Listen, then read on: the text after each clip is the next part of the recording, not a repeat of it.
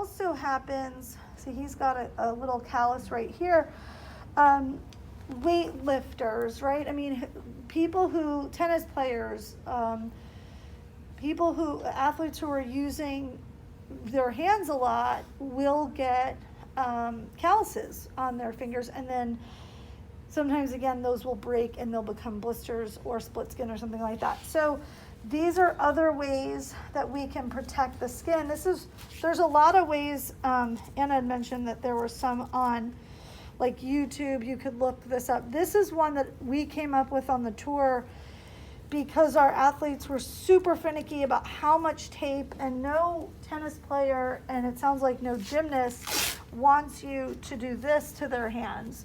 So you could do that. You could go all the way around and put some gauze and some coverall and really, but they're not going to let you do that. And so what we came up with is an option kind of like this, where I would take the backing off, of course. It takes a second to get these right though, like to figure out. Now I would have pre-layered this with spray, and then I would have also put a little small piece of gauze, okay, right under there, just to give some padding to if it's just a callus or maybe callus blister combination. And so, put something like second skin also there. Can you not put the? You know, I probably would not, because it's going to shift. Okay. So I did think about that, but I would not. And so you see also why I like the coverall stretch, because like I didn't measure this perfectly to his hand, but there is that little bit of give. And so you have needed to make sure you spray here, because this is the anchor point.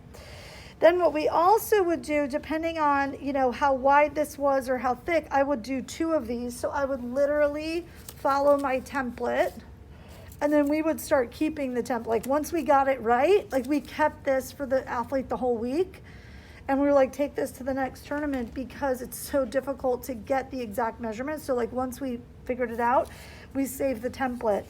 And then we would do a second one over that. And then sometimes, depending on the athlete of how sweaty their hand got, we would take like a longer strip all the way around to try to close back here to make sure these didn't rough up. And I could have made these, I'm kind of measured to my hand, but I could have made these a little bigger and a little longer, and almost that they connected.